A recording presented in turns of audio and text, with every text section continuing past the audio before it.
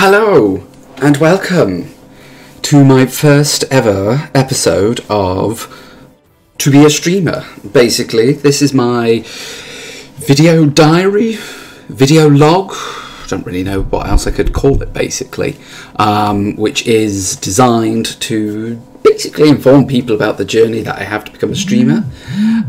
It is also going to end off with my just thoughts in general. So we'll get onto that in a little bit.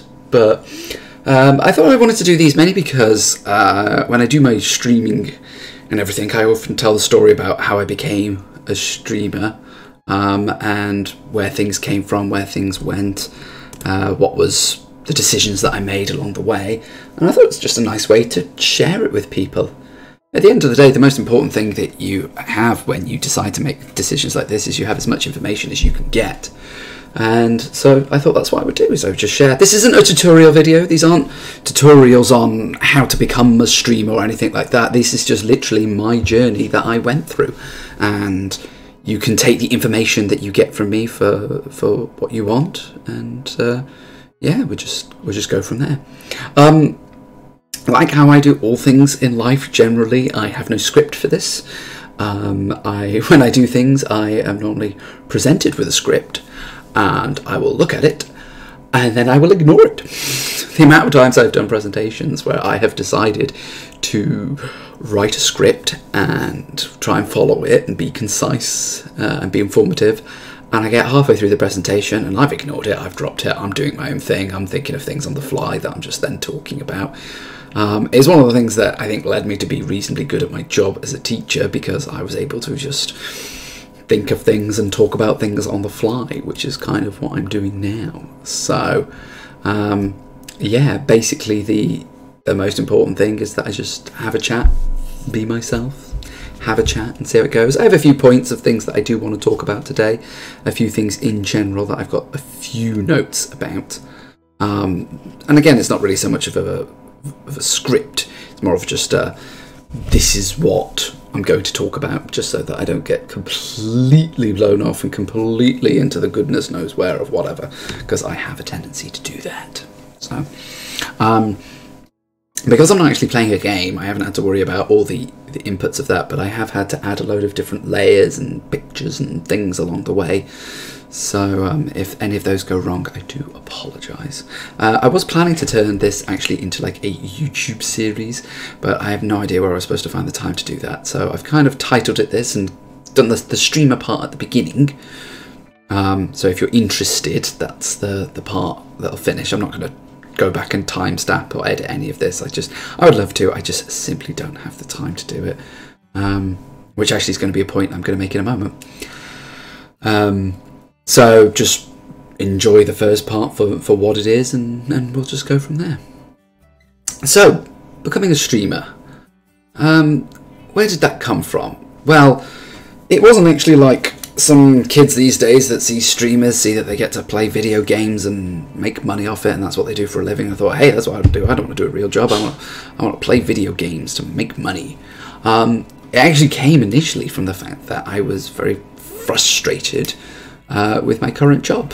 I didn't find it overly very interesting. I was having a bit of a rough time. There was lots of stress, and I was just like, I don't want to be doing this. This is just, I'm turning into a grumpy, angry man who's no fun to be around, and eventually I'm going to end up waking up one day and going, oh, I just hate what I'm doing. I don't want to be doing it. So rather than just sitting there and just going, oh, I'm just going to stay and do this forever, I actually decided, you know what, I'm going to do something about it. So I had to think about what kind of jobs that I would like to do, what other things. Obviously I was looking for something quite different. I'm a teacher by day. I've been a teacher for nearly 8 years now, and I thought, well, is there anything in education in general that I could go for? So I had a look around. I tried to find consultancy work, teaching in different environments. Is there anything that I can actually do with my degree? Going to, like, you know, people say like, oh, PR is all about people and teaching's all about people and stuff. So I thought, was there anything that I could do as far as that was concerned? And so I had a look at all of that, but the problem was, like that, and like most other things that I looked into, I'd be working from the bottom. I'd be sitting at the bottom and thinking to myself, well, I'm here, but I'm earning significantly less money than I did in my last job, and I'm working my way up. Now, most of the time you go, well, that's fine. That's kind of what you have to do if you're starting work in a new area. That's what you need to do. But for me, it was not really an option. Unfortunately, my salary was supporting my family, and I couldn't really afford to be taking a much lower paid job. I could take a little bit lower pay, but not that much lower, not to the point where I'm essentially starting from the bottom. I couldn't do that. I needed to make sure that I was supporting my family. So I decided that I needed to look for something that maybe I could focus on in my free time, something I could build up to whilst still doing my main job. And now, up until this point, I've been watching streamers for years. I've been watching Twitch for ages. I love video games. I've been playing video games since I was 4. They are my entire hobby. I don't really do many other hobbies with my life. I like to read, I like to do a bit of exercise and things like cycling and stuff, but they're not really hobbies. They're not what I do when I come home. And I've got an hour or two to myself to relax before I go to sleep. That's what I do. I play video games. And they always say, the best job is a job that doesn't feel like a job. It's a job it's something that you love doing, and therefore it doesn't become a job because you love doing it. And the fact that you're getting paid for it just is what makes it so much sweeter, so much easier. So I thought, well, I play video games, but can I do that for a living? I mean, I was never going to go and work into to being a developer. I'm no good at coding. There was no way that was ever going to work for me, just solely because at the end of the day, the most important thing is that I actually am successful at something, and coding was never going to work because I'm not technophobic, so to speak. I'm quite familiar with technology. That's why I'm at the point where I am now with this. Is I'm quite capable of sitting on a computer, following some instructions and things and setting stuff up. Everything I've done is from YouTube videos and guides and stuff and whatever. But not at the point where I can start coding or anything like that. I'm nothing like, I've got no kind of artistic eye, so graphical assets and stuff and things like that was a big no-no. And I looked at the streamers that I've been watching for years, and I thought, well, I could do that. I'm quite good at talking constantly. Quite good at talking a lot, actually. In fact, again, because I do it for a living, yeah, I'm quite good at that. So what I decided to do was I thought, all right, I'll do it. I'll become a streamer. And I thought, well, no, I can't become a streamer. I can't. Becoming a streamer is even worse than some of the other options that I was looking at. It was like the idea that, you know, this is a dream. This is what my hobby, but I can't do it because I was saying that the reason I couldn't do these other avenues that I was interested in was because I was going to be giving up too much of my paycheck to not be able to support my family anymore. So I can't suddenly start earning essentially nothing as a streamer. That's never going to work. I don't have the time to be able to invest into it. I don't have the resources to invest into it. I didn't have a PC. I had a PlayStation. I had a Switch. And I'm like, I can't do it. It's not possible. And then back in February of 2018, I literally turned to myself and went, why? Why isn't it possible? You're saying no. You go, no, I can't do it. I have a full-time job. I can't do it. I thought, well, why can't I do it a little bit? I just thought, you know what? You spend 8-10 hours a week playing video games. Admittedly, I was coming off the back of some big Destiny play sessions and stuff, so I'd be raiding on Saturday for like 5-6 hours, and I'd play a couple of hours during the week and stuff and things like that, and I'd be like, hang on, why don't I just turn? I'm saying I don't have any time. Well, why don't I turn those 6, 7, 8, 10 hours that I'm playing games? Why doesn't that become my streaming time? Why don't I pick 3 nights a week? That's what I do now. 3 nights a week, and I go, do you know what? I'd be playing games for maybe 3 nights a week. These are my streaming nights. Those are the nights that I'm going to stream. I thought, okay, do you know what?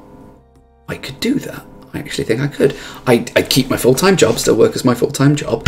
So instead of being able to play video games casually, generally, I do streaming instead, which is essentially the same. I'm still playing the games, I just have to do the other stuff with it, which is like talking, which I'm bloody good at doing anyway. I like talking. So I came to myself and I was like, okay, fine, right. I will do that. That I shall do. Okay. And I thought, right, 2 other issues now have cropped up. Now I've got the time issue out of the way. I've got 2 more issues. One, money. because I didn't have any of the gear. I didn't have a PC, didn't have microphone, I didn't have anything I needed. I thought, okay, no money. Okay, I need to come over that issue. I thought, well, that issue technically can be solved because I probably might be able to borrow the money from someone. I might be able to get it somewhere.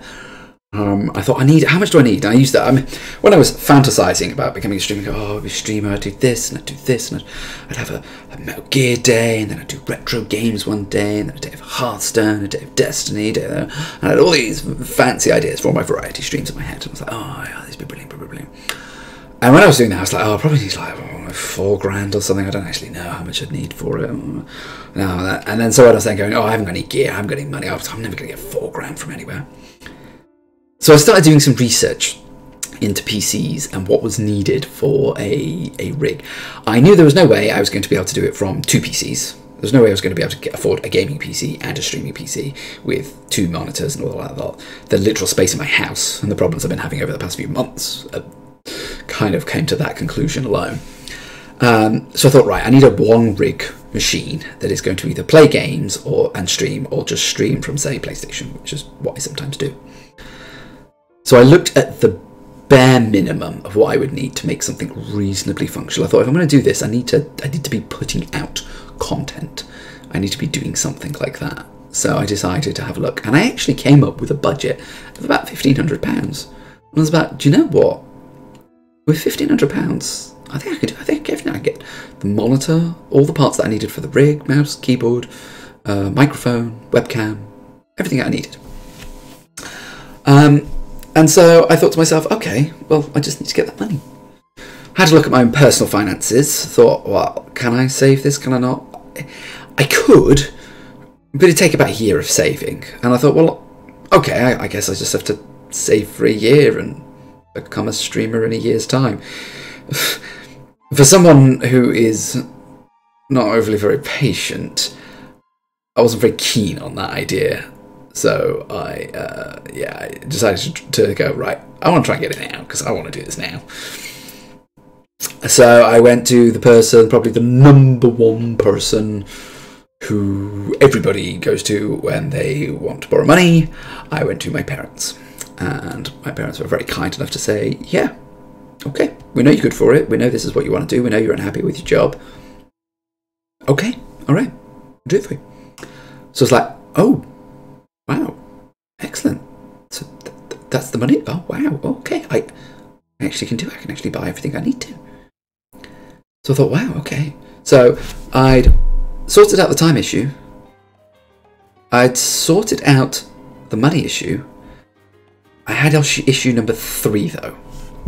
And issue number 3 is probably the biggest problem when people are trying to do what I'm trying to do. Because despite what many of you might believe, being a teacher is actually quite a lot of hard work. It is quite energy consuming. It is quite soul draining. Not in a bad way, not in a, oh my god, I feel horrible, blah, blah, which you do some days, but it's just mentally taxing. It really takes things out of you. So the problem I then decided was, right, am I going to get burnt out doing this? Is this something that I'm devoting all this time to, I'm devoting all this energy to? Is it going to burn me out? Is it going to get to me? Be it in the physical, actual nature of doing this. Because remember, I was using the time that I used to relax, to play video games. So, well, is streaming going to relax me? And anyways, now 10 months, 8 months looking back, yeah, actually it does. It's actually quite nice relaxing. I pretty much enjoy most of my streams unless things go badly, but that's another issue for another day. We'll come back to that. The other thing I was worried about, though, was the taxation of actually having to organise it, having to go through it. And the biggest one, of course, is the burnout of going, I'm not making any progress. I'm not going anywhere. I've got 0 views on Twitch, no views on YouTube. Facebook is, oh my god, and just being like, sod it, what's the point? There's no point doing it because, and just getting into that very negative mind space that most people are temperamental to, and I'm certainly very susceptible to. And then I just went to myself, yeah, but what's the alternative?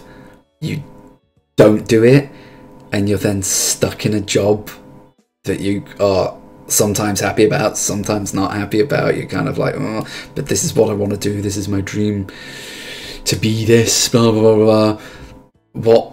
What do you actually want to achieve with your life? And if this is what you want to achieve with your life, you kind of need to just go for it. You just kind of need to just do it and actually think to yourself, do you know what? I'm just going to have to battle through.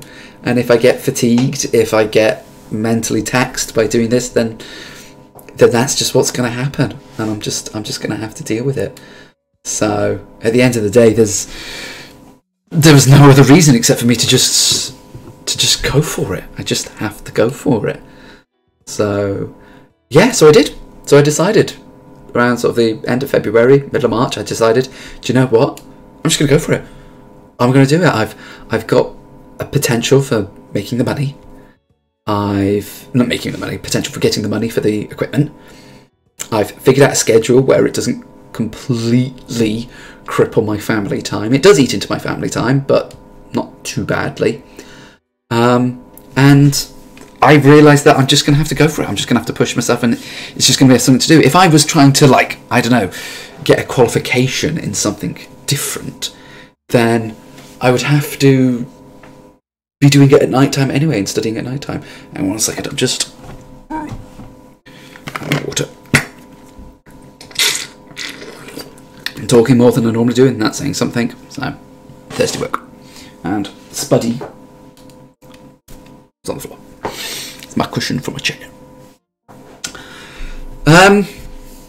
So yeah. So that was me. That was my decision made. I decided, you know what? I'm going to be a streamer. I'm going to go for it. I've realised I can actually get through all those obstacles that I thought about myself. And I actually decided, you know what? If I actually want to do this, I've got to go for it. I've got to go for it. If I wanted to be a footballer, if I wanted to be a stand-up comedian, if I wanted to be an artist, if I wanted to be anything that required a bit of risk, required a bit of grind, a bit of hard work, then you just got to go for it. You just got to go for it. And I know it's becoming more and more the competitive environment. I'm going to come on to that into a later section under kids these days about what it's like to be a streamer and stuff, and the choice of why people want to be streamers and things. I'm going to come on to that in a little bit. But yeah, basically for me, it was a case of, I want to do this. So let's do it. So yeah, so that is how I made the choice to become a streamer. It wasn't just a case of, yeah, I'm going to be a streamer, click, let's go. It was a lot more for a man who's in his early 30s, who's got a family and a full-time job and a house with mortgage payments and things to decide. It wasn't quite as simple as just going, yeah, go for it. So yeah, I actually, you know, it wasn't like I'm sitting there going, well, I'm not very good at anything else, oh, I really like doing this, I'm going to go for it. I actually have a job that I'm reasonably good at. Again, life as a teacher, I'll come to that in a little bit. But I actually thought to myself, do you know what, I'll just guess I'll have to go for it. So there's not really much else I can do apart from that. So I'm just going to have to go for it. But yeah, so anyway, so yeah, so that was my decision to be a streamer. So there we go. So that was part one down. That one was going to be a lot smaller than the other parts, I was pretty sure, because it was just I was originally, when I was deciding to make this, I've planned out a 10 episode sort of series of how I was going to make these decisions. So I was only going to make them about 10 minutes long. I was going to do them exclusively to YouTube, like YouTube videos, and put in animations and stuff and things like that, and make it look really nice and snazzy and things. And then I thought, and I've been planning to do it since October. I did the planning for it, and I've barely made any progress out of doing some more extra bullet points and things. I've barely made any progress. So to me, I was like, right, okay, I think I need to actually just get a move on with this. Otherwise, there's like no point doing it, and a lot of the stuff's going to fade from memory and not be relevant anymore. And when I decided to go, do you know what, I'm just going to do a just chatting stream. I'm going to experiment in 2019 with a just chatting stream. I thought to myself, okay, I may as well just slot this in at the beginning, and then if people see the title and are interested and want to do that, great. And then if they want to stick around for the extra content afterwards, then go for it. Great, be great. So I designed it like this, the just chatting thing like this, the way I've done it on there. You can see sort of there on the far side, the topics for chat, because you can't do a just chatting topic with silence, like me sitting here going, Anyone coming along anytime soon? No. Okay. I figured if there is nobody out there listening, you know, if there's people out there listening but they don't want to chat, they just want to listen to other people chat, then I need to be giving you something, some kind of stimulus to get the conversation started, to get the chat started. And I thought I'd start with, I'd structure it in a way. So I'd have my To Be a Streamer stuff at the beginning. So next week will be episode 2, which is all about building the PC and the process that I went through for doing that. And then I'll have about 3 gaming topics, be it relevant topics to here and now, retro topics, hot topics, or whatever. And then 3 general topics, so not necessarily related to gaming. And I suppose the big ones these days, I think those are going to be a little bit harder to fill in general for my expertise, but there might be areas that I just go on to. I've also here, if I want to, you know, maybe like have like a branch, you know, browse Reddit section, browse news site section, or something like that later on. And I don't know, we'll just have to see. Like I said, this is my first one, this is my experiment. I'm seeing how it goes. I might not get any chat all night, and in which case then it's just me talking for however long I'm on here. I've decided to like cover up the timestamp because I'm like, do you know what? I don't want to know how long I'm talking for. I am going to talk, and however long I go for is however long I go for. So we'll go from there. So that leads us nicely into the transition for the gaming topics. So I don't know if I was actually going to do like a little tick box or something. I could actually do it now live on stream, couldn't I? So if I go and find like a little arrow, maybe. So I can probably actually do this on Publisher. That's where I did my little topics. So if I go shapes, arrows, just draw a little arrow like that, spin it round. You can't see what I'm doing, but you'll see the fruits of it in a moment. What colour do we want? I think we want it green, don't we? Alright then. And then we'll go. I actually kind of just want it to be not white, don't I? Actually, oh, I know. It can be if we take it and put it. Put it there on the blue. I know this sounds a little bit weird what I'm doing here because you can't see it, but stop it. I'm trying to snip up a green arrow from Publisher, essentially. That's essentially what I'm doing.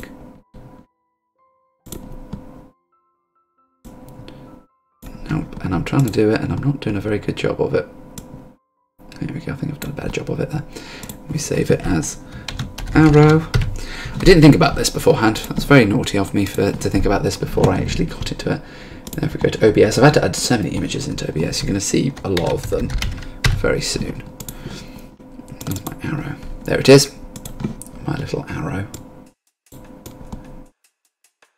So we're sort of there now, aren't we? And that should appear on the stream for you, nice and ready for you. There we go. So, my top games of 2018. So, a couple of honourable mentions. The big obvious one. I'm doing top 3, by the way, because I'm not always capable of getting all the new games. Like, I could never, unless like I was a game journalist and I was literally doing it for a living, there's no way I can always play all the new games. So it was never going to work. So for me personally, a couple of honorable mentions. Red Dead. I don't think I could have included it in my top 3. I don't think I would have anyway, considering the games I'm about to mention. But I also I'm yet to finish it. I'm on chapter 6, so I'm quite far into it. But I'm yet to finish it, and I don't think I can give it a fully like review if I haven't finished it yet. So that would be one of my honourable mentions, as well as Assassin's Creed. I think Ubisoft took it in, you know, despite all the shit that people give them for the experience grinder thing, which I think is shabby, and we're going to come on to that in the publishers and the microtransactions soon. The game itself, I think, is very well polished and very well made. So there's some honourable mentions there. But my number three game of 2018 is, drumroll, Smash Bros. Ultimate. This is my number 3 game. It's never could be my number 1 game. The reason it could never be my number 1 game is because it doesn't do anything that made me go, wow, it didn't have the wow factor. My number 2 and my number 1 game kind of did have the wow factor, and it just the one thing that was just like playing it, I was like, I have done this before. Now, some could argue, oh, but it's Smash. Of course you've done it before. It's like Street Fighter. It's like all these other games that have come that are just iterative.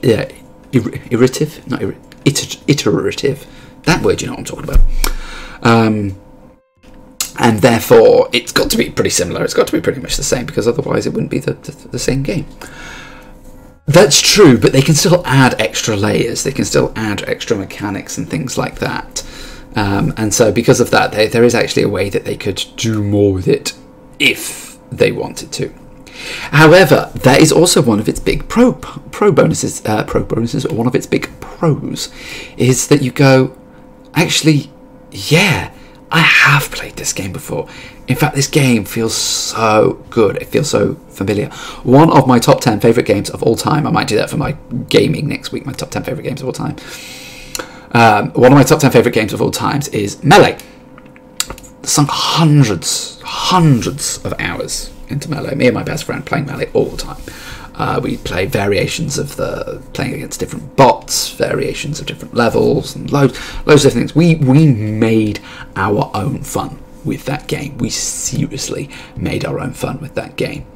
And playing this again just gave me that vibe, not because of like mechanics or anything like that. It just gave me the same vibe because I was like, oh, I remember playing this. Oh, I remember playing these stages. I remember playing as these characters. I remember doing this. Oh, this just makes me feel like I'm playing it again. And it was just so good. It made it feel so good. And just the content, the sheer content of it. I still haven't unlocked all 70 characters. I know I just harped on about not finishing Red Dead, but that had a story that I need to see its conclusion. And as the story is such a big part of it, I need to feel satisfied with its conclusion in order to give a proper judgment on it or not. Whereas with Super Smash Bros, you finish the World of Light and that's its story.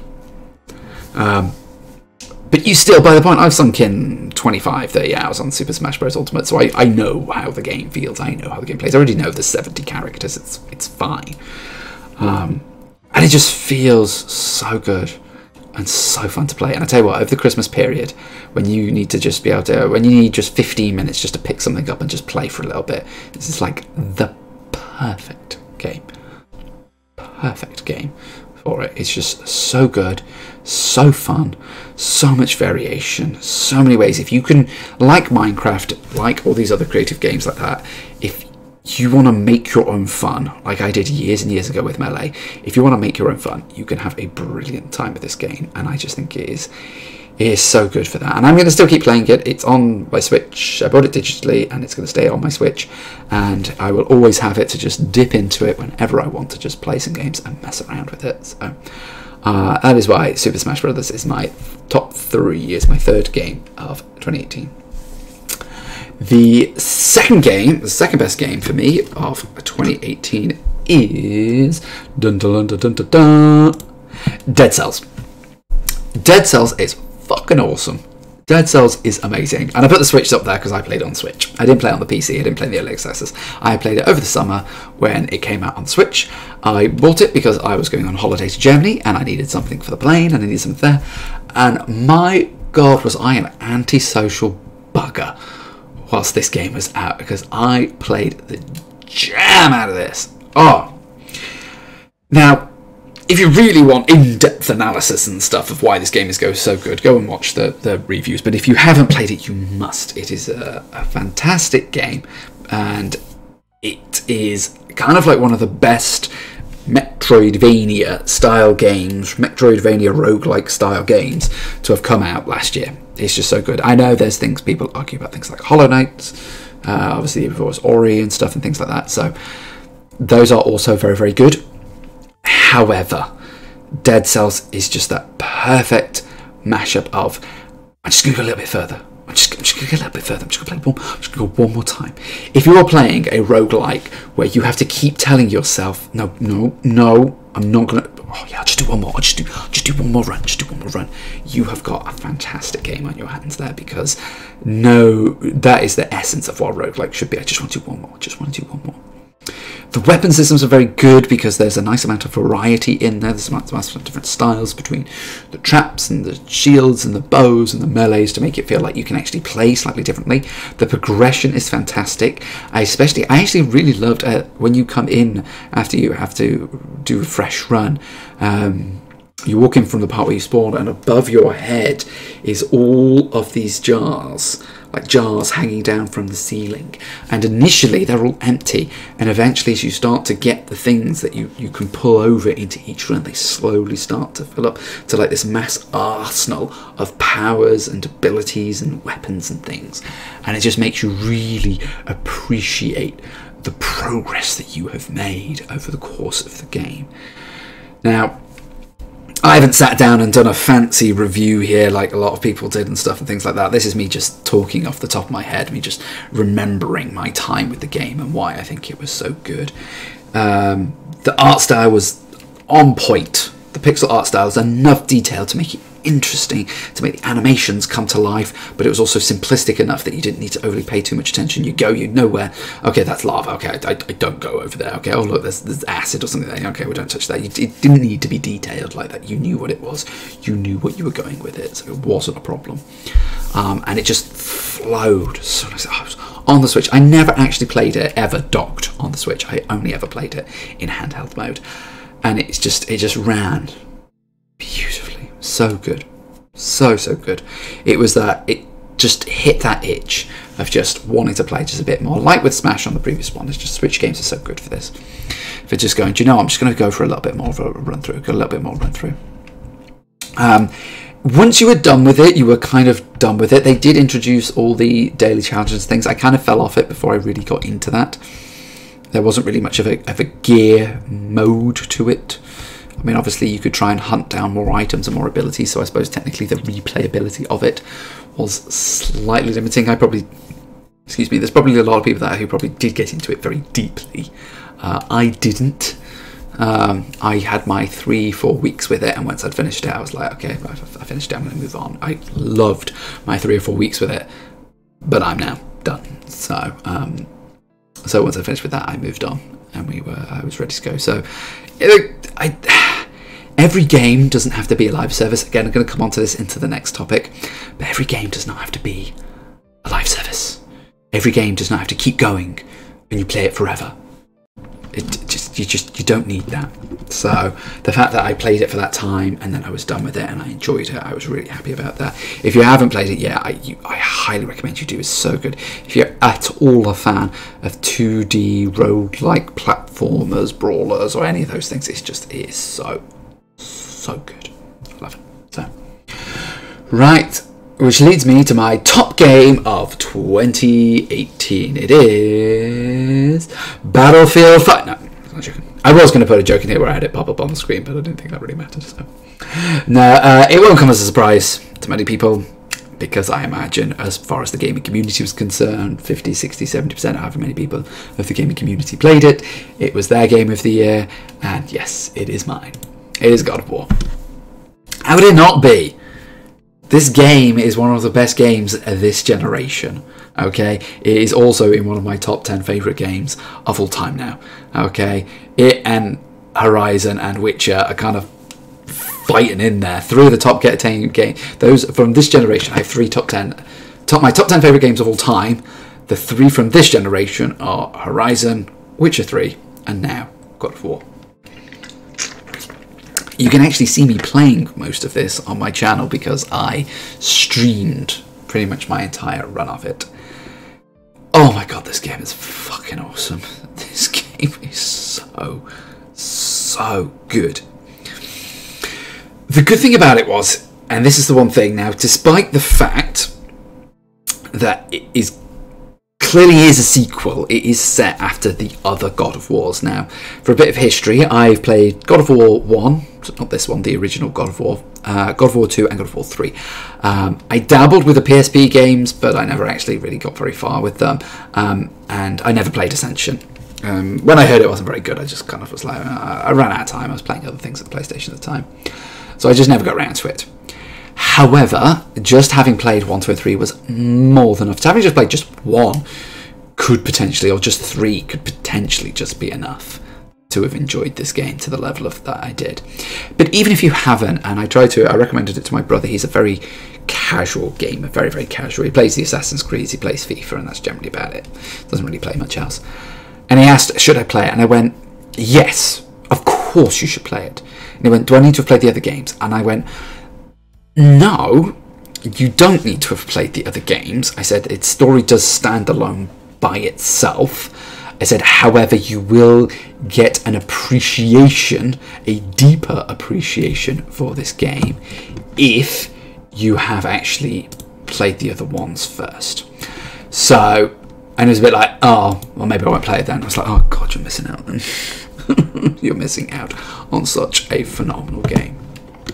So, where to start with it? Jesus Christ, where do you start with it? I mean, at the end of the day, it's a pretty phenomenal game, so it's pretty tough to try and actually categorize where you start with it, where you go with it. I suppose the art style, the graphics. I mean, it's an incredible game. I played it on a regular PS4 on a small little 21 inch HD telly, and I still appreciated the crap out of it. You know, I never got a chance to stream onto my 4K TV, to play on my 4K TV, but still, it was amazing. It was absolutely amazing. The detail in the world was just breathtaking. Okay, not only are the character models and all the assets and everything done very well, blah blah blah, we're at graphics the point, that's fine. The actual art style, the actual choice of the little things that happen, how alive the world feels, how it changes, the fact that the different realms feel so different that just by looking around them you get a feel for atmosphere, which is completely complemented by the music. The music is such an incredible music to actually play and listen to. The score is just incredible, absolutely incredible. It is one of those video game musics that you can listen to outside of the game. That's how good it is. So, presentation, just amazing. Gameplay, oh my God, did they nail it. There's obviously that inspiration of Dark Souls. Well, it's not only inspiration of Dark Souls, because it does actually take some inspiration from its own fighting roots of the hack and slash, but it's so much more detail to it, so much more depth to it than there is in the other ones. There's not just the hack and slash that really will not work. You know, you've got your light attack, you've got your heavy attack, you've got your rage meter, you've got all the sort of the classic stuff. But there's just so many other things to it. There's so many between the parries and the dodges and the different ways you've got to manipulate different enemies, be it whether they've got shields, whether they can dodge, whether they've got projectiles, or all these different things. It's just such a deep level to the combat, and it's so satisfying. I don't think they realised that if you, as a melee game, have like an axe, and you can throw it and recall it, how satisfying that is to just do throw and just take it back. Oh, satisfying. It's just decision choices like that are just so good, so good.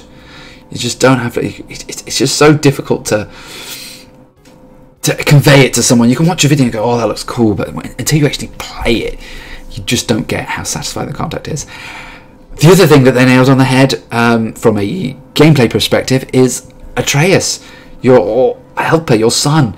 He actually is useful. Not only can you power him up, and the RPG mechanics comes out in a second, so not only can you power him up and invest him and actually almost build him a little way, but in combat he's useful. You don't have to, it's not an NPC that you have to kind of like drag along and be like, come on, do some work, get on with it. He actually pulls his weight and is useful, and you can command him and use him, and obviously for the puzzle solving elements and things which are in the game, he's incredibly useful for and necessary. There's a part in there where you don't have him, which is again handled so well, so well, and it just actually all round lends itself to such a good combination. You actually think of him as like an extra weapon, an extra hand, an extra part that you can use along with your axe and shield and movements and stuff. So yeah, the RPG mechanics are quite good. They're quite light, but they do exist. There is things like legendary gear and stuff, where there's no loot boxes for it. Again, we're going to come to that in the next topic. But you actually are able to make a build. You're able to focus on power or focus on magic. It's quite light, but you can get legendary gear which you like to get. You can get armor and stuff which looks cool and things, you know. So it is actually gives you something to chase for, the end game stuff, and there is end game stuff. There is actually ways to chase for things. You don't need end game materials to finish the main game, not at all. I think you just play the game naturally and you'll earn enough gear to do it. But if you enjoy playing the game, and this is again the mark of one of the good games of all time, again one of my favourite games of all time, top 10 list, Infamous 1 and 2, I kind of have to tie them together and I'll explain that next week. They're such good games because when you finish them, you finish the main story, you want to keep playing. I'm one of these people that generally 9 times out of 10, once I finish the main story, I'm kind of done. You know, I tried to go back and 100% Spider-Man, but I didn't quite manage it because I fell into other things instead. I am actually thinking of going back and playing the DLC. It's on offer at the moment, so I'm heads and tails on that right now. But like Red Dead, I'm playing Red Dead now. Admittedly, Red Dead has taken me a long time to play because it is a fucking big game. But when I finish the main story in that, there is no way I'm going to be going back and doing any of the side missions or anything like that. So, whereas God of War, I finished the main story and I'm like, I'm carrying on playing because I love this bad boy. So that is the mark of good gameplay. I mean, and the idea of, do you know what? I'm actually going to go after all the Valkyries. I'm actually going to go for it. I never did finish all those, but I did play for a good 5, 6, 7 hours after the game had finished. Speaking of it, the main reason why I love this game is because of the story, because of how they handled it. The gameplay, the presentation's brilliant.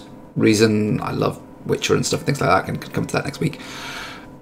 But the story, oh my god, they got it spot on, absolutely spot on. They pay homage to the previous God of War games with little sort of hints, and then there's one big moment, which I'm still not going to say because it's been less than a year, and I'm not going to spoil it, it's been less than a year, where there's a really big callback, and when you play it, you'll know it, to the previous games. And I physically got excited on stream. I physically got excited because I saw what was happening and where it was going. And I was like, oh my god, oh my god, oh my god, oh my god, oh my god, oh my god. And I actually was like losing my mind over it. So, but just the way they are handled, that the way the two characters work together, Kratos and Atreus, the way they work together, the relationship they have, boy, is just incredible. Like at the Game Awards, it's like, is the most epic clip of with those two actors. I can't remember the names off the top of my head. There's two actors on stage and they're talking, and he pauses and he goes, "Read it, boy," and it's just like everyone just loses their collective shit with that because it was just so because they mean so much to you. Now you look at that and you go, "One thing, he just said a line from the game," but it's like, yeah, but you get it.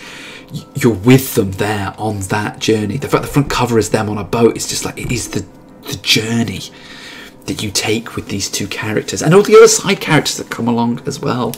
Okay, I can't remember the name of the head, but oh, he's brilliant. And this again, I'm not going to spoil it too much, but there's so many other good characters that go along for the ride, and it just seeps you in. And like I said, the callbacks to the first ones, maybe so, but I don't think you understand Kratos as a character. Or it just take you 2 minutes for someone to explain. By the way, Kratos was this character. He kicked the crap out of loads of gods because they all pissed him off. So he went and took them all down because they killed his family, and he's really pissed off about it. So he goes and smashes them all to bits, and he's this really angry man who just uses violence to solve everything. And when it's all over, he just kind of disappears. Right, enter Kratos we've got now. And with that backstory, you can sort of do it. Like I said, it helps to have lived it. If you've got a spare 20 hours to go and play through God of War 3, maybe you can get a bit more context onto it. But still, essentially, you get the idea. The story is told so well. So yeah. If you haven't played it, my God, stop watching this. Go buy yourself a PlayStation and go and play it. Okay, one of the best gaming experiences of my life. So there you go. That is my top tier games of 2018. Okay, so there you go. Those are my recommendations. If you haven't played them, go and play all of them. Smash slightly more just because of the nostalgia factor. Dead Cells because it's just so good at what it is trying to do. And God of War because it is without a doubt a masterpiece. So there you go. Right then, topic number 2. Oh, my overlay is going a little bit wonky. I probably should have done it this way instead. We are going to go on to big publishers and microtransactions. And when I talk about big publishers, I'm talking, of course, about the big 3. I am talking about Activision, I am talking about Ubisoft, and I'm talking about EA. For good measure, you could throw a few more in there. You could throw in Bethesda, you could throw in Capcom, you could throw in Square, you could probably throw in quite a few others, but I'm talking about sort of the Western-based big ones that make things. Now, there's a big argument about whether these game publishers should or should not exist. Now, let me just share this with you. All the information I'm about to give you is just my life experience over things that I have learnt over the past, I don't know, few years, from all the things that I've ever watched and all the things I've ever learnt, and mainly based off all the things that these guys have ever done. Because I tell you what, people can badmouth and shit on them all they want, or people can defend them and say, no, they're not that bad. They don't help themselves, these guys. They really don't. Because at the end of the day, there are developers out there who treat their consumers, who can treat their customers like they are loyal people, like people who they care about. And they never get the shit. CD Projekt Red, a game company which has some sketchy skeletons in its closet about worker conditions and stuff and things like that. I don't really know what's going on there, and I'm not sure if many people do, but they get a free pass because of how, and maybe they shouldn't get a free pass, but they get cut some slack. They get shown a bit more tolerance because of the fact that they treat their consumers and they treat their games so well. How they handled The Witcher 3, how they've been handling Gwent and all these things, they've just kind of gone, do you know what, we respect you. We value your time, we value what you're doing. We want you to be able to trust us, so that if maybe we do make a mistake in the future, or maybe we do ask for a bit of leniency about this, you'll give us, maybe when we have to delay Cyberpunk, we go, don't worry, take your time, it's fine. We trust you. Do what you need to do. Go for it. These 3, on the other hand, not so much. These 3, on the other hand, really do see video games as business. Now, that's fine. At the end of the day, there are some people who could make the same argument about other things in life. Take car manufacturers. Take, I don't know, cereal producers. Take other. There's loads of other companies and loads of other products in the world where you could argue, at the end of the day, they want to make a product so they can sell it, so they can make money. So that they can buy themselves a nice house, so they can go on nice holidays, so they can sweet champagne all the time. And at the end of the day, they don't care because they need to make products in the most cost-efficient way and sell them. Now, you could obviously make the argument. Hero! Thanks, Dan. I'm glad to see you've shouted my name from the rooftops, bro. You could argue that, well, they're a business. They shouldn't really care about, consumers and stuff, because all they need to do is make sure that they shift their products. That is an argument. And you could make that argument towards people who make food supplies, who make stationery. Think about stationery and go, we don't care if we make shitty pencils, because at the end of the day, we just need to sell them. But the problem is part of that business plan should be that they want to treat their customers. Not necessarily they have to go, oh, we have to treat them with respect, but they have to assume some intelligence on their part, because at the end of the day, if you make a shitty product, they ain't going to buy it anymore. They ain't going to come back to you. If somebody kept selling me shitty pens, I wouldn't go back and keep buying their pens. Okay, I'd go somewhere else. There's plenty of the people who make pens. Okay? So the fact that they seem to be slowly pushing the limit on the crap, and the biggest crap I'm coming up with is microtransactions and monetization in general. I suppose I probably should have titled that Big Publishers and Monetization. Is the fact that, well, do you know what? You should actually care about people's thoughts about this, because otherwise you're eventually going to lose some of them. Now, the problem is there are plenty of people who buy the product, who buy the Call of Duties, who buy the FIFAs, who buy the Assassin's Creed, who don't know any of this. My older brother is an example. I sat to talk to him about the controversy over Assassin's Creed Odyssey and having to pay to do that. He went, "Oh, I just thought that's what you did." He just accepted it. He was just like, "Oh, I just thought that's what you do. If you want to do it a bit quicker, you got to pay for it." And I'm like, "Yeah, but do you not think they designed the game that way so that that option seemed more appealing, so that they could charge you your $60 and then charge you another $10 on top of that?" AFK on phone. Okay, don't worry. So, do you not think that, you know, that? And he was like, "Well, you don't have to. My choice whether I want to or not."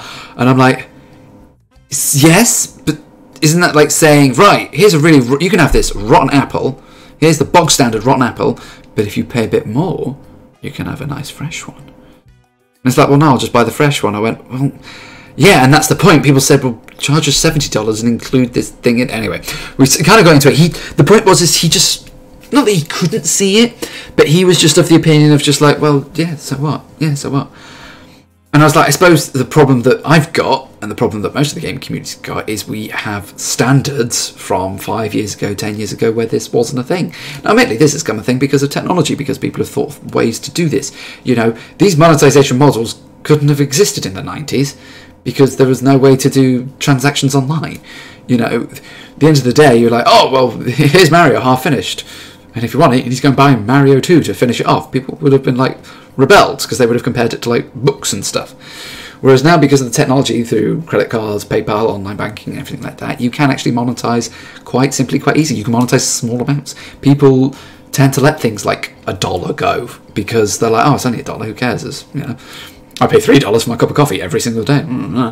So those people who are like that and have the money to spend, then these are the kind of people it's aimed at. It's not aimed at us. It's aimed at those casual people who will spend $50, $60, $70 extra, despite the fact that they've already spent that on a game. So I'm not going to go into a big rant and spiel here about how I think they should fix this and how they would do that, because I'll be honest with you, I haven't done enough research. I'm just giving my general thoughts and opinions about why I think these publishers are potentially going to be in trouble this year and possibly next year if they're either one of two things. They're either going to win because they're going to do all this crappy shitty stuff and the internet's going to explode, and YouTube and Reddit and everyone else is going to go, "Oh, they're terrible, terrible, terrible, terrible, terrible, terrible." People are going to start taking down the reviews for Black Ops 4 like Scallop did, or they're going to start rebelling against loot boxes like in Belgium against EA, and they're going to start doing that. But then all the casual people who still play games casually, who don't know any of this, are going to buy the games anyway and make them millions and millions and millions of dollars, and they're going to go, "Great, all the internet's annoyed, Reddit's annoyed, YouTubers are annoyed. Fuck them, because we're still making millions and millions and millions of dollars. Fuck them." Or they might actually care and they might listen. But I don't think they're going to until the bottom line suffers, because as much, again, and I get it, it's fine that they want to be business first, video game developers second. That's fine. But they still need to be a video game developer at some point in that equation. You know, otherwise they might as well just start selling food or selling other stuff. Yeah.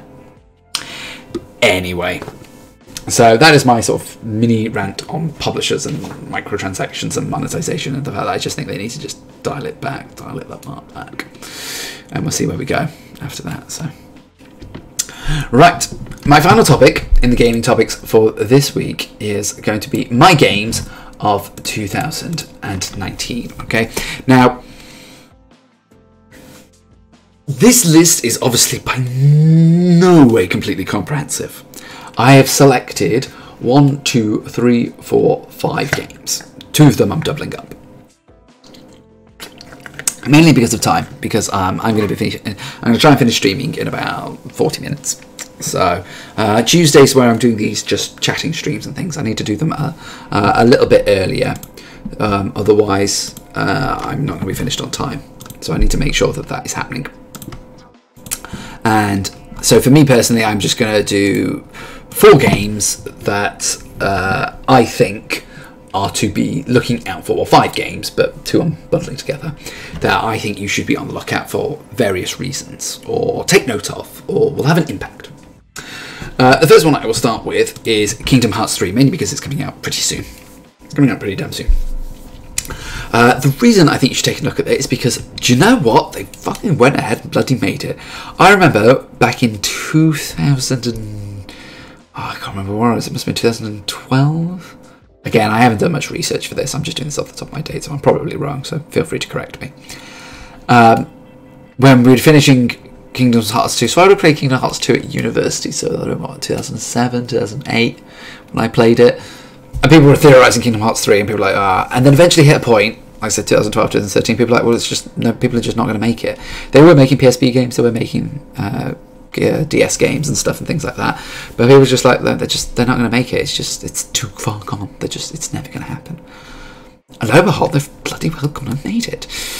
So I played the first 2 Kingdom Hearts games. I love them. I played a few of the DS games. I really love them as well. I would like to play this game. I don't think I'm ever going to have the time. I'd love to have played. You can buy, again, talk about value for money. If you like sort of action RPG, JRPG systems and stuff, my God, go and buy the big Ultimate Collection. I think it's on the PS4.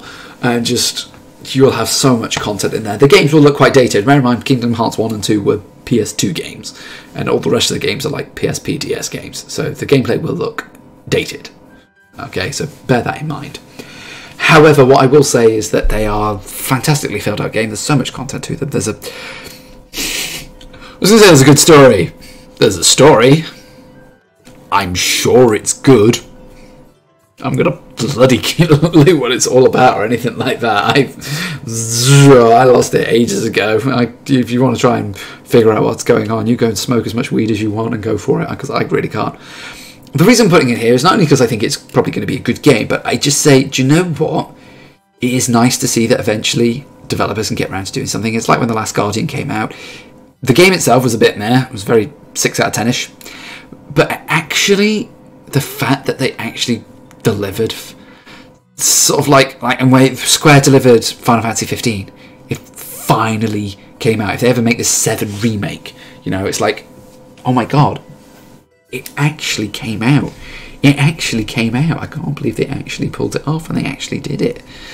So, for me, I was just like, I actually think this is one to watch. I want to see. I hope it turns out to be really good. I hope it turns out to be worth it. I'm not saying it because I want a Kingdom Hearts 4 or anything like that, but just because, do you know what? It would be nice if they actually pulled it off. So I think it's certainly one to watch for 2019. It's an early one. It's coming out in a couple of weeks, so, you know, have a look at it if you're interested. The next 2 games on the list, I'm doing these 2 together, is going to be Anthem and Division 2. I'm not putting them together because I think they're the same. I think they're both the same in the sense that they're both live services games, but they're also live services games that come from Ubisoft and from EA. Now, the Division is clearly just trying to mimic the first one, but probably trying to do it right the first time, and Anthem is trying to do basically Destiny, but get it right. I don't know. I have sparse knowledge on the Division 2. I did play the Division 1. I did finish the Division 1. I bought the Season Pass, but never actually played much of that content. It was a bit of a waste for me, unfortunately. I contemplated going back to it several times. I think last year, sort of like this time last year, a lot of my family were sick, so I had to stay at home to look after them. And whilst they were sleeping, I played a lot of the Division. So I probably sunk about 12 hours into it then, on top of the 30 or so that I put into it when the game first released. I had fun with it and it was good. I don't know much what this one has done, but it sounds like it's Ubisoft trying to get it right. So we shall see. It looks good.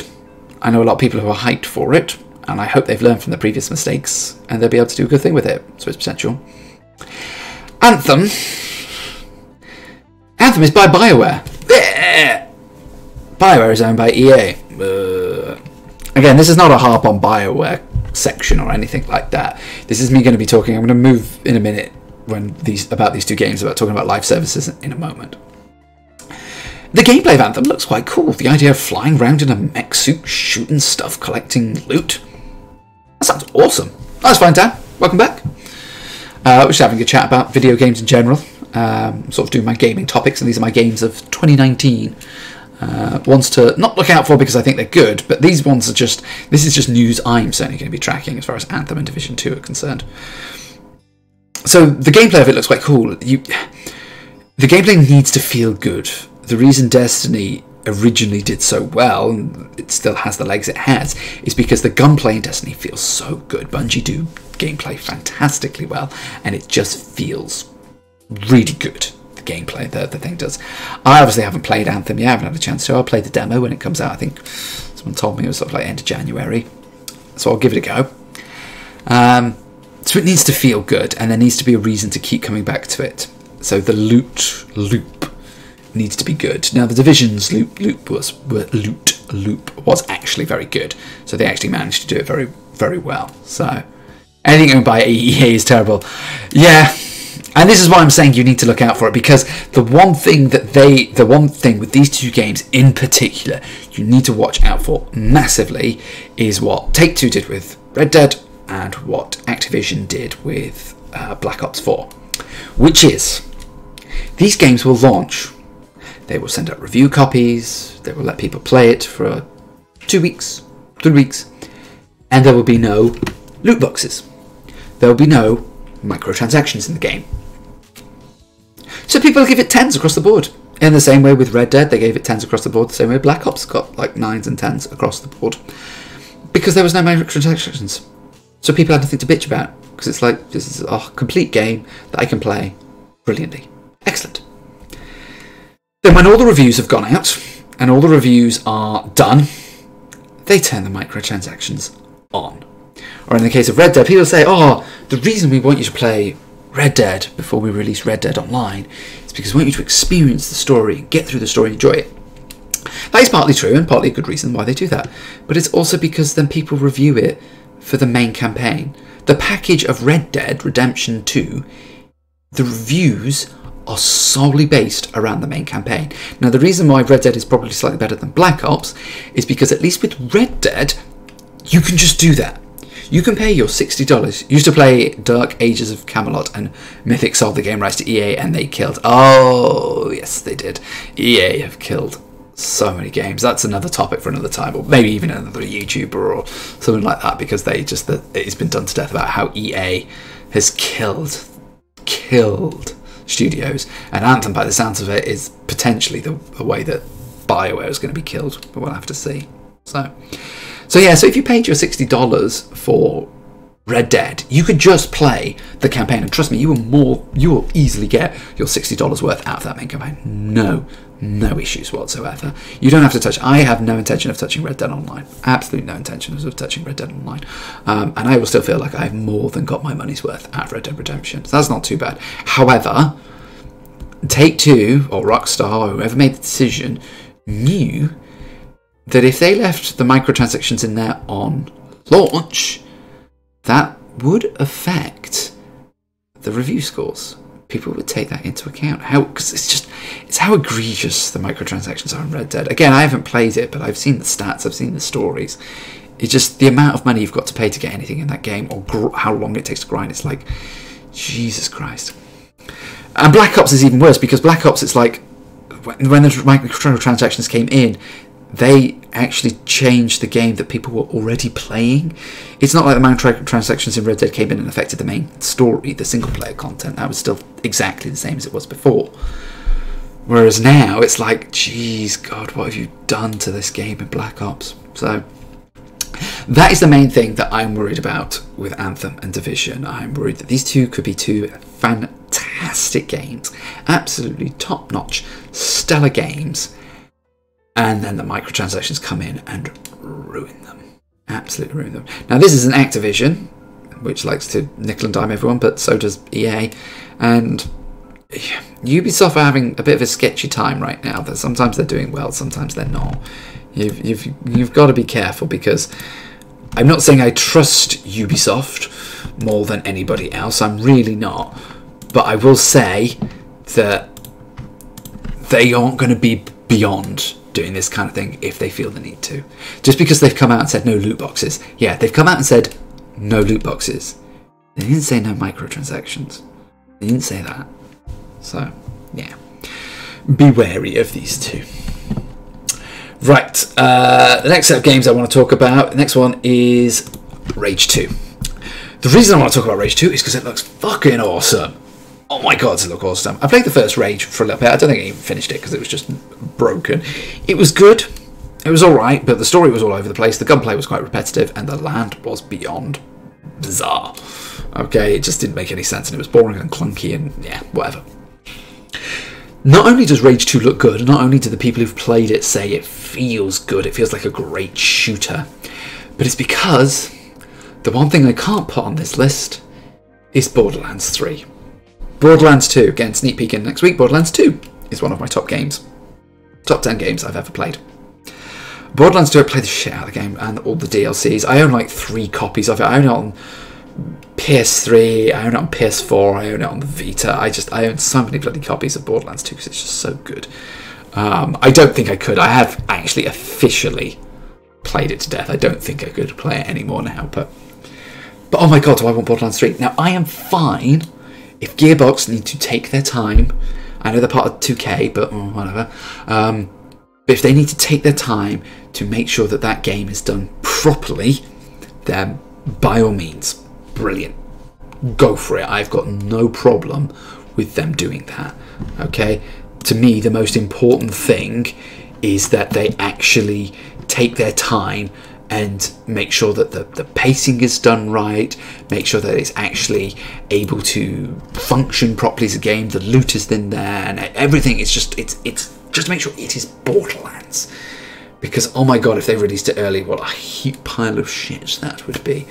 I know they've done like Battleborn last year. I found 2 of the creator programs of DAC had begun a new DAC that returned us to the old one. Ooh, that would be fantastic for you. I don't actually know much about Dark Ages of Camelot, but if they can make it and not get into trouble for things like copyright and stuff, I imagine that would help a lot of people. A lot. Anyway, yeah, so basically not going to be getting Borderlands 3 anytime soon. It may get announced at E3 this year, and it may get announced and then released later in the year, in which case, great, I'll do an update. But for the time being, it isn't coming out anytime soon. It hasn't even been confirmed that it exists. It is being made, but they haven't had any official confirmation. So in the meantime, Rage 2 seems like a fantastic candidate to fill that void. So I am very much looking forward to playing that later this year. The final game on my list for what we do later this year is Death Stranding. Mainly because I have seen a lot of coverage of this game and I still haven't got a fucking clue what it's all about. Now, my favourite game of all time is a Hideo Kojima game. Find out what it is next week. So if he's made a game, I'm interested in it. And I tell you what, because he's got Sony behind him, and of all the publishers that are floating around at the moment, Sony is one of the ones I trust more.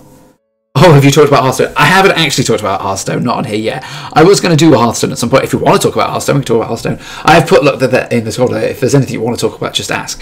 This is because when, in fact, let me just stick you up here down so people can see that I'm talking to you.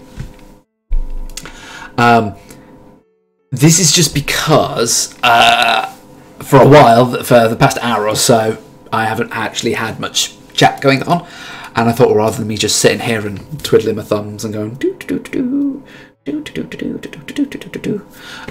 I actually better have some topics prepared for me to have a little bit of a chat about. So that's for the past hour and 10 minutes. That's what I've been doing, just sort of chatting to myself.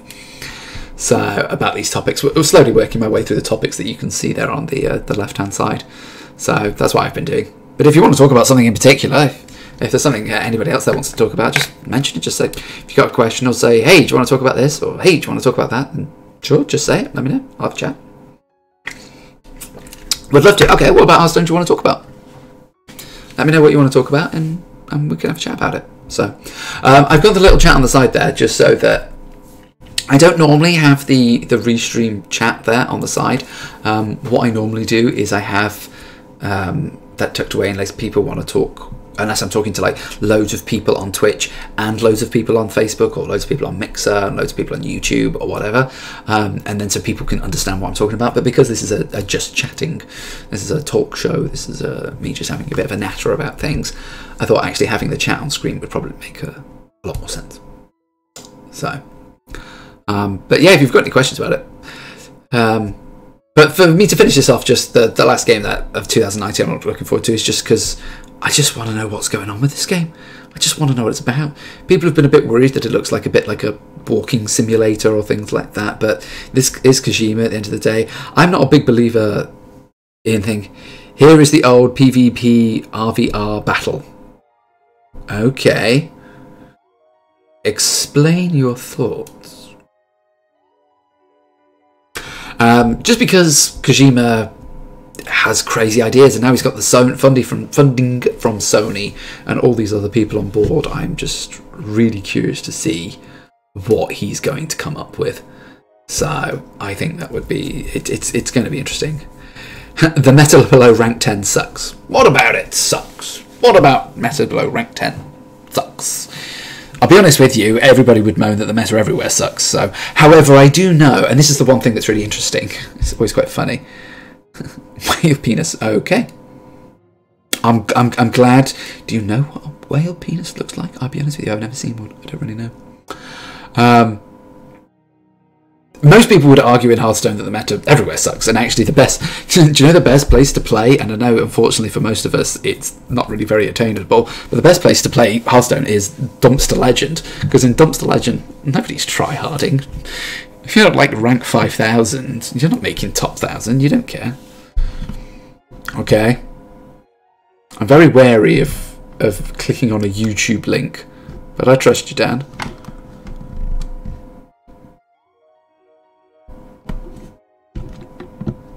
Oh, okay. This is about DVCR v Final Frontier. Okay. This is long.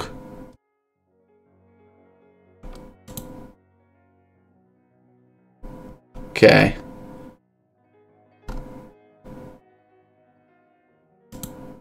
Don't actually know quite what I'm watching here.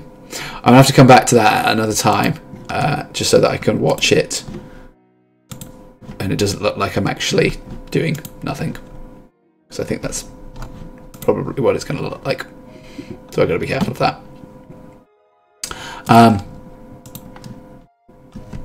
But yeah, I think it's because people are try-harding, people are try-harding to win. The thing that's really interesting now is now that they've declared that ladder doesn't matter, it's like, well, people want to win, people want to grind up and stuff, but actually there's no point. The big thing I think that people need to worry about grinding towards is, of course, rank 5, because once you hit rank 5 you get a golden epic, and that actually is beneficial to your collection. So, well, Willow Turn, everyone is playing Everything Under the Sun. You see,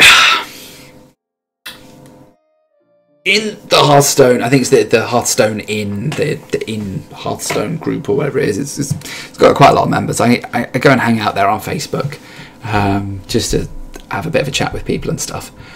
And I tell you what, I don't think there's such thing as like, I just faced a Gonk Druid before coming here. Wow, cool. That's a good thing.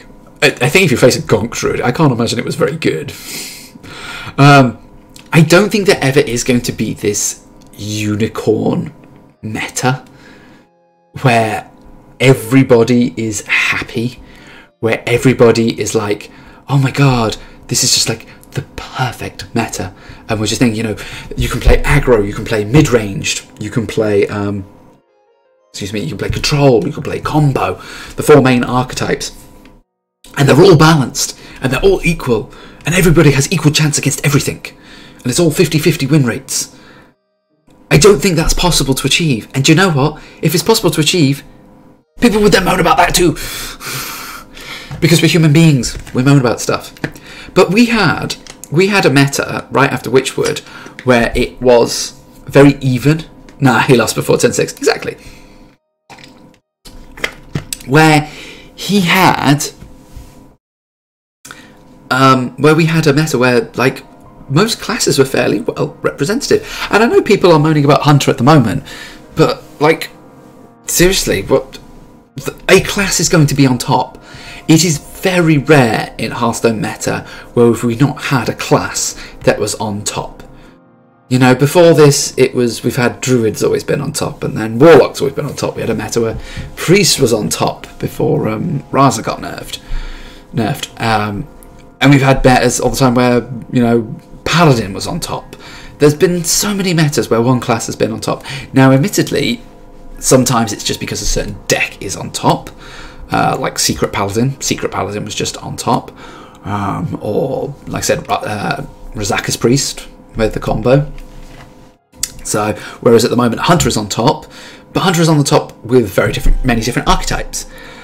And I was like, well, is that a good thing or is that a bad thing? And admittedly, most of the archetypes are actually quite similar. You have a slightly more value deck in the Deathrail Hunter, whereas Spell Hunter, Secret Hunter, Beast Hunter do kind of play quite similarly. And they normally, the weaknesses of one, the weakness of Secret Hunter is generally the weakness of Spell Hunter as well. They're not too different. People always bag on Rexxar as, oh yeah, they can just play aggro and things, and then if it turns into a control matchup, they just spam Beast. Go, okay, there's two problems with that. One, they might not draw Rexxar. Rexxar might be card number 30 in their deck. And if he is, they're screwed. And they run out of value, and they're done. So, okay, so A, that doesn't always happen. And B, Rexxar has inherent RNG with him. He says, oh, I can just build beasts. Like, yeah, but sometimes you can get stuck with crap. Pally so far on HS repeat, oh, Pally's still on top. It is, but it's weaker than it was. It doesn't have the burst that it used to have. And that's the most important thing. So as long as you can keep on top of the board, you're never going to just instantly die like that. Okay, not having the level ups has kept it down. But you've also got to bear in mind that some of the Odd Pally stuff is going to rotate next year. So, you know, Righteous Protector and Arceus Veteran are going to rotate. Or level up would have rotated if it hadn't been taken out. Vine Cleaver's going to rotate. Quite a lot of their really powerful cards are going to rotate. Stonehill Defender to get them the Tarim, that's going to rotate.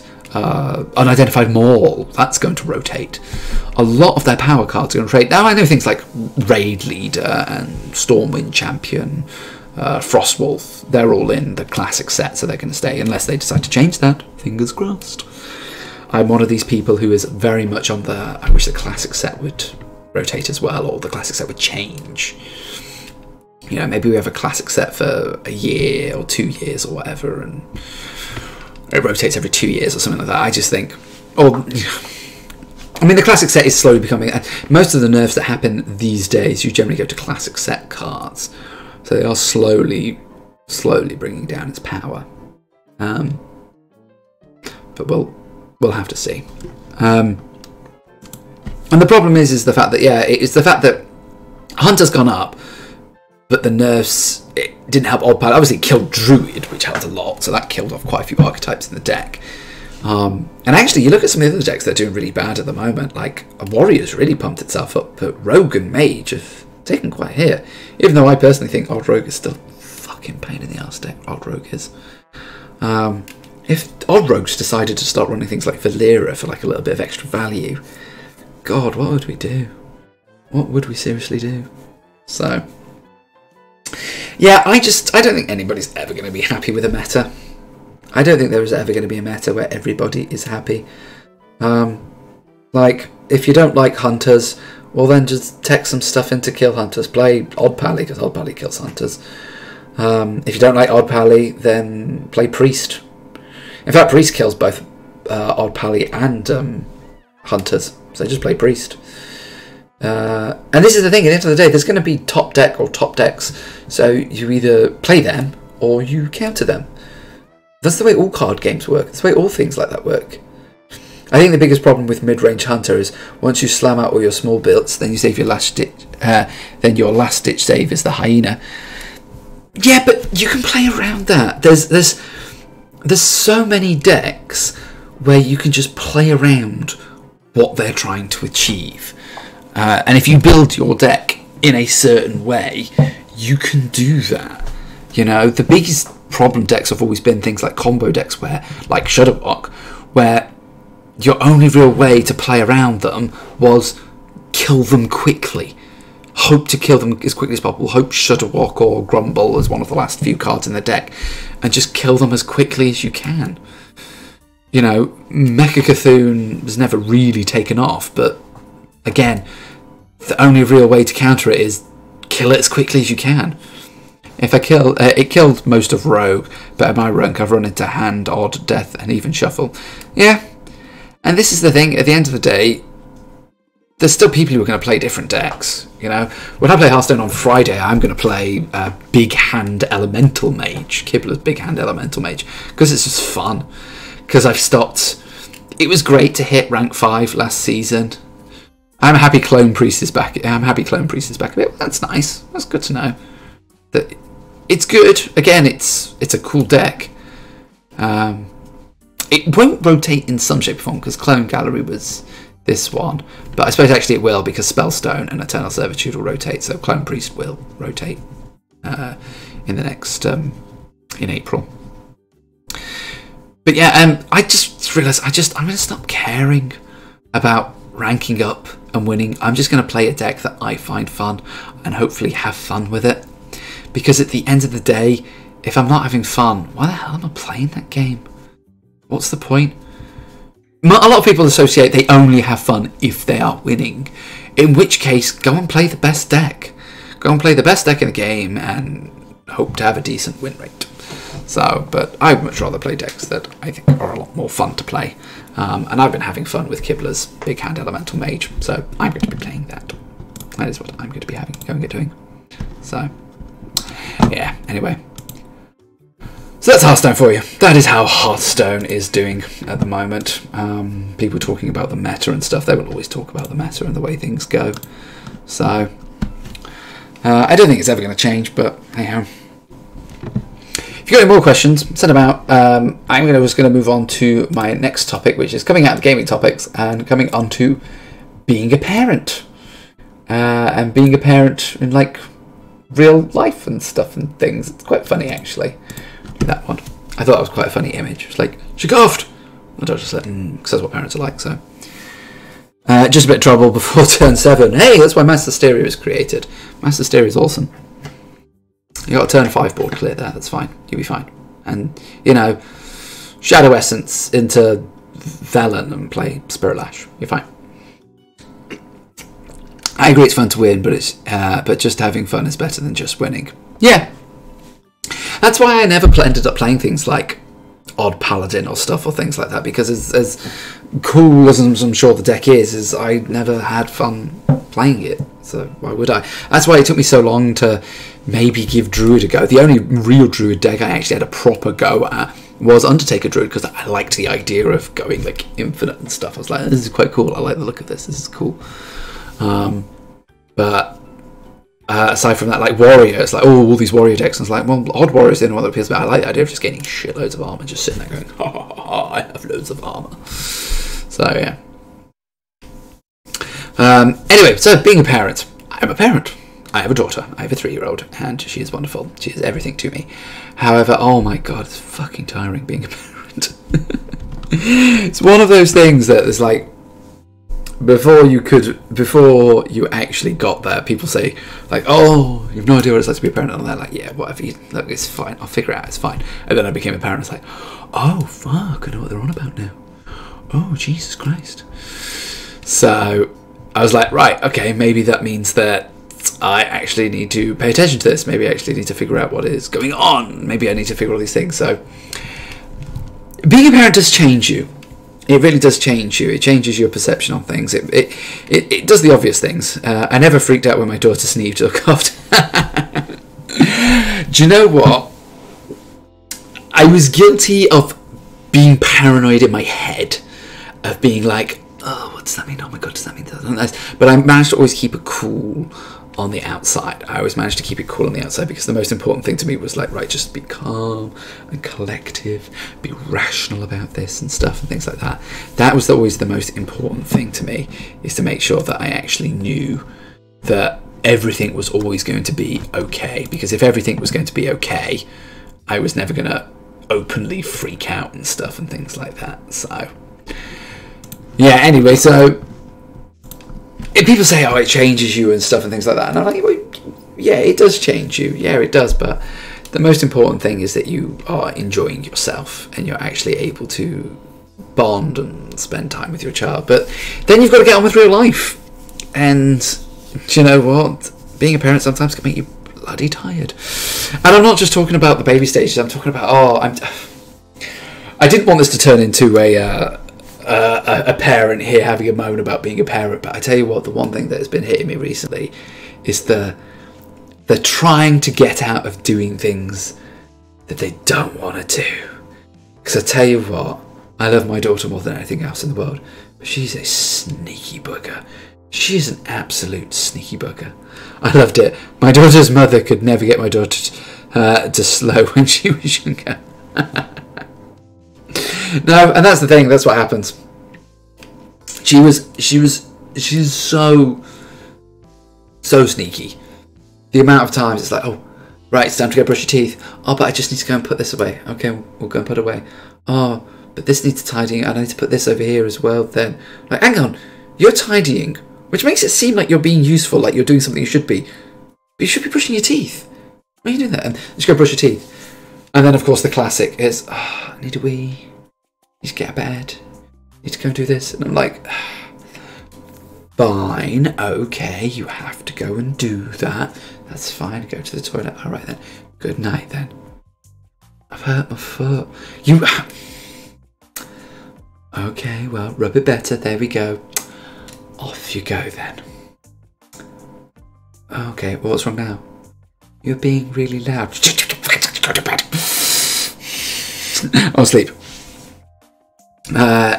She actually, my daughter is, like I said, she's putting off this, but then when she's asleep, she's not too bad. She actually can. She rises a little bit, but actually after that, she's not too bad. But it's really interesting because my, oh, excuse me. Talking about going to sleep. This is why I'm doing an earlier streams now on Tuesday, because now I'm back at work. I'm like, I need to finish it earlier. So I understood what you meant, Dan. That's fine. I understand what you meant. Because of trying to do streams earlier on a Tuesday, I'm going to start doing them from 7 till 9 instead of 7:30 till 9:30. Plus all this whole chatting thing, as fun as it is, I think I am actually going to fall asleep in about 10 minutes, and that probably won't be very interesting for people. Yeah, I had a point. I've forgotten what it was. This is the only problem. This is why I'm doing the stream stuff at the beginning. I wouldn't know. I never got to watch my child grow up. Oh, that's a shame, man. I'm very sorry to hear about that. I feel a bit harsh talking about this. I can move on to the next topic. Kids these days. Actually, I will, because I've only got about 10 more minutes, and there is actually a topic I want to talk about. So I'm going to move on to the kids these days. The kids these days. This has actually come from today, from a conversation that I had with my class today. So I only got to see you 2 years of a childhood. Oh, that's a real shame, man. Oh, I'm sorry to hear about that. I hope everything does work out for you. There you go. You can have a listen to this and have a listen to what other kids are like these days, and have a bit of maybe get a bit of an insight into what kind of people they are now. When I was growing up, I grew up in the 90s, and when I was growing up, every kid wanted to be a footballer. I say every kid, every boy certainly wants to be a footballer. Every woman thinks that. It's not your fault, sir. Well, I know, but I have sympathy for you. So, like I said, I really hope everything does work out for you. Every boy wanted to be a footballer. They would see Cantona, Shearer, and all these other people, and they wanted to be a footballer. Now, I do think in essence it was because they enjoyed playing the game of football. They like playing football. They like watching football. They like playing football, and the idea, oh, I love playing football. I want to do this for a living. But I do also think there was that element of the fame side of it. Hey, I'm famous. Hey, I've got loads of money and stuff and things like that. So I do think there was that element of it. But at least they enjoyed playing the game. The whole point was they're doing something that they enjoy, something that they maybe think they're good at, and they want to do it for a living. They want to get paid for it, regardless of the fact that they get, the footballers got the obscene amount of money and were famous and everything like that. Then, as I was becoming like a teenager and sort of in my early 20s, everybody wanted to be a pop star. It was all about, in our country, got X Factor. Well, she's 17, almost 18, so too bad for her mum. Oh, I tell you what, that's one thing I'm not looking forward to is the teenage years. That's going to be interesting, to say the least. So I'm really, really didn't get it. Admittedly, I love music, but I really didn't get it. The idea of like wanting to be a singer, I could understand it. If you're passionate about singing, you're passionate about music, I get that. But a lot of them would be, I want to be a singer when I'm older. It would be, I want to go on X Factor. And I want to go on X Factor. And I'm like, okay, well, so you're using the avenue of singing to basically say, I want to be famous. And that kind of led into the other things as well, because then, of course, in the late 2000s and early 2010s and stuff, we had things like the reality celebrities, obviously things like the Kardashians come to mind. Now, I don't think kids ever much wanted to be like that, oh, I just want to be famous, I just want to be that. They never went that far with it. They always seemed to think that they wanted to have something attached to it. It always had to be about the fact that there was a skill or a game or something. I say a game like football, but there was sport, or there was something attached to the fame and potential riches that came with it. So, I heard, like I said, all growing up, oh, I want to be football, or I want to go on X Factor, or I want to be a singer, or I want to be a pop star, and that lot. But I never heard, I want to be a reality TV star. They never actually said that. So, which is bizarre that the distinction between like an X Factor and a reality TV star are so similar that they never got it. But for the fact that singing was present in the X Factor part of it, that was the distinction that they made. So, yeah, anyway. Now, of course, recently, over the past 3, 4, 5 years, has been the complete rise. Obviously, YouTube's been around for ages, but the complete rise of streamers, in particularly gaming streamers and things like this. Now, I know this is going to come across kids these days think that having their buttocks hanging out of the pants is cool. Yet they don't know that fashion started in prison. Oh, that's brilliant. Oh, I could tell the kids that. Maybe I shouldn't. But yeah, actually, it started in prison. Yeah, don't get me started on fashion. That is another general topic for another day. I'm not going to get started on teenage fashion and stuff. Then I really am going to transition into being an old man. God, I'm only in my early 30s. I don't want to sound like that quite yet. Oh, kids in my day. Blah, blah, blah. But anyway, let me get my final point, because I'm probably going to be streaming for about another 5 more minutes. So let me get out my final point. And like I said, this has come from very common experience. I'm a teacher. I speak to sort of 7, 8, 9, 10-year-olds all the time. Is they'll see the YouTubers. Now, I am one, like I said, I don't want to come across as too hypocritical in this, as a man who is on Twitch and YouTube right now whilst he's talking about this. I am very, very aware of that. They are seeing, and I'm also someone who consumes a lot of Twitch and streamers and YouTube and stuff myself, but they see this, and they see these people, and they admire them. And they admire them because they think they're funny, they think they're entertaining, in the same way that they would see actors on telly and stuff, or things like, or footballers and stuff and things like that. So they all turn around and say, what do you want to be when you're older? I want to be a YouTuber. And I've said to that today, literally, this is where this topic came from today. It came about because they mentioned a name, a YouTuber name I'd never heard. I'm not really a big follower of Fortnite, so some of the top four, obviously I know who Ninja is and stuff and things like that, Dr. Lupo and a few others, but I don't know who all of them are, especially ones who are predominantly on YouTube as opposed to Twitch. I'm much more familiar with Twitch personalities than I am with YouTube personalities. Kids in my era in the early 80s wanted to be in a rock band or popular like Rockstar. It's the same thing. YouTubers and streamers are the new rock stars. It's the same thing. New footballers, new X Factor contestants. It's all the same thing now. So, and so they told me who this person was. And I said, okay, that's fine. I was like, so what do you want to be when they're older? And they went, oh, I want to be a YouTuber. And I went, why? They went, because I do. And I'm like, you don't even know why you want to be a YouTuber. And they're like, because I want to play games. And I went, yeah, but you know that playing games for the YouTube video, there's much more to it than that. Like, you just play games. And I'm like, okay. I didn't tell them. I haven't actually officially told. But not officially. I'm not hiding it. It's not like I'm doing anything wrong by doing a YouTube and a Twitch stream or anything like that. I want to keep this content for me. I don't want to openly broadcast it. And I was like, well, look, there's a lot more to it than just simply turning on, your 30s, no offence, don't compare to my dinosaur 40s. Dinosaur 40s, come on, you're not 40s. I have plenty of friends who are in their 50s. Come on, fine. In fact, I've got a friend who's, I have a friend who's turning 50 this year, and she is freaking out. So don't worry about that. And so I was trying to talk to them about why, and they're like, "Oh, we want to play games." I'm like, "Yeah, but there's more to it than that. There's, you know," I said, "You've got to understand the technology. You've got to understand the networking, the marketing. You've got to be able to. You can't just sit and play a game, stick a camera on you, and expect to do well. There's so much more to it than that." I said, it's like when people say they want to be a singer, they just think they just open their mouth and sing, and that's it. I said, there's so much more to it than that. And I said, and unlike singing, where if you do get noticed, be it through X Factor or whatever like that, then there are plenty of professionals on hand ready to help you, admittedly because they want a slice of the money themselves, but there's people ready there to help you, walk you through it. With YouTube, there's nobody's going to help you. You don't go, "Hey, I want to be a YouTuber, I'm just going to go and ring Ninja and you can just give me a hand." It's like, no, it doesn't work like that. There are lots of great people out there, like fantastic people. I've recently been accepted into the F2K community. Okay, so please, if you're on Twitch, please click on the links, please.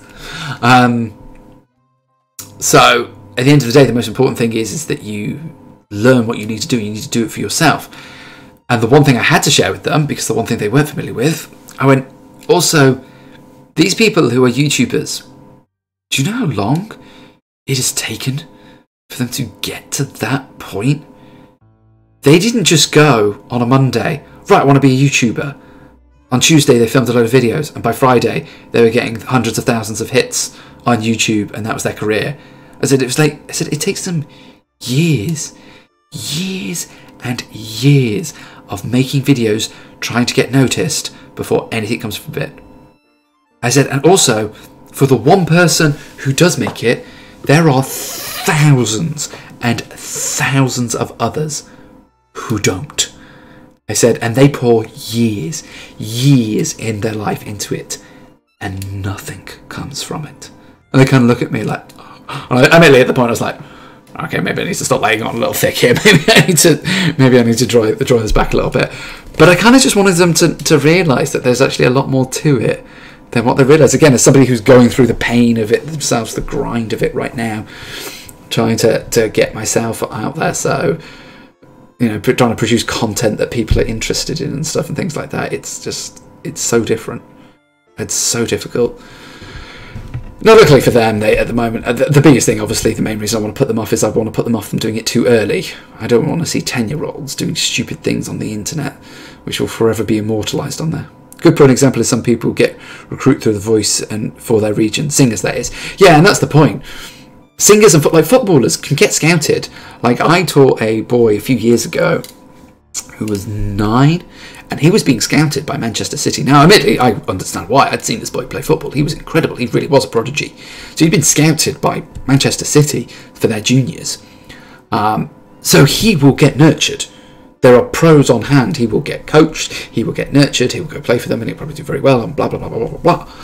So there's people on hand for that, in the same way there were for singers. There's nobody on hand for it for YouTubers. If they want to try, there's actually out there, it's like luck. It's hard work and luck. And both could be dead ends. You can put your hard work in and nothing could happen. You could have no luck and nothing could happen. Hard work alone won't get you there. But also luck alone won't get you there. You need a lot of both. So, and like I said, and there's not saying there's nobody to help you along the way, but there essentially isn't anybody to help you along the way. There's other people, like, I've been working with other streamers and trying to help and stuff and things like that. But at the end of the day, if they turn around to me and said, "Hey, I could get 10 extra views a stream instead of you," they're going to take it. They're not going to point those extra 10 people towards you if they can get them themselves. So at the end of the day, you know, you've got to look out, you've got to help yourself, you've got to build things up. So anyway, that was my mini rant on kids these days. So I'm not saying it was productive. I'm not saying it's things. I think what they do is they don't think it takes a lot of effort and the things they want to do. Yeah, and again, I didn't want to go down the, oh, kids are being lazy route. I really didn't want to go down, because there's some kids who aren't lazy and there's some kids who like doing that kind of stuff. So I didn't really want to go down that route. But to me personally, it was a case of like, yeah, maybe actually think about what you are doing, what you actually want to achieve, and maybe put a bit more thought process into it. So anyway, I'm afraid, I know I didn't do the Life as a Teacher stuff, but maybe I can do that next week. That is it. That is my just chatting, my talk show that I'm going to be doing. I've been talking solid for nearly 2 hours now. So it's been great to have you on, Dan. Thank you. I'd like to say thank you to my guest Daniel for joining me tonight to talk about some Hearthstone and some old dinosaur talk. So thank you for that. But it's been great fun. If you've been enjoying it, please do drop a follow. Like, obviously, I've got a few subs going at the moment. I'm part of the F2K community. If you're on Twitch, feel free to click on the link. And that supports me massively as well as the community. But I'll be honest with you, the most thing I can ask for is a follow, because be it on Facebook, be it on Twitch, be it wherever it is, the more followers, the more growth I can hope to get. So if you have been enjoying tonight, or have enjoyed anything I've said and want to do more of it, then please do drop a follow. Like I said, that'll be it for tonight for the just chatting, for the chat show part of it. I will be back on Friday playing some Hearthstone. I'm going to be playing Big Elemental Mage, going on the ladder, but just having kicks and having some fun with it. And then on Saturday, I'm going to be trying out Forsaken on Destiny. Big stream on Saturday. Very much looking forward to that. So I'm going to give that a go. Thank you, Daniel. Thank you for coming along. I really appreciate the chat. Like I said, if anybody else is interested, please do drop a follow. I'm trying to get myself up there. Facebook, Twitch, anything that you can, just click the button. I'd really, really appreciate it. So thank you so much. Next week, I will be doing my next part of the To Be a Streamer, doing episode 2, all about building the PC and where things came from, the education of it. I'll be doing my own top 10 gaming things of all time, along with a few other gaming topics. I'll do the Life as a Teacher topic, which I did get a chance for this week. And maybe I'll build in some other stuff. Maybe some politics or social economics, or I don't know. It's going to be something that I know how to talk about, and I don't know how to talk about any of those. So anyway, so thank you very much for everybody. I've really very much enjoyed it, and I hope you guys have too. Any feedback, any follows, greatly appreciated. So thanks very much, guys. I appreciate it. Take it easy. Take care. Bye-bye.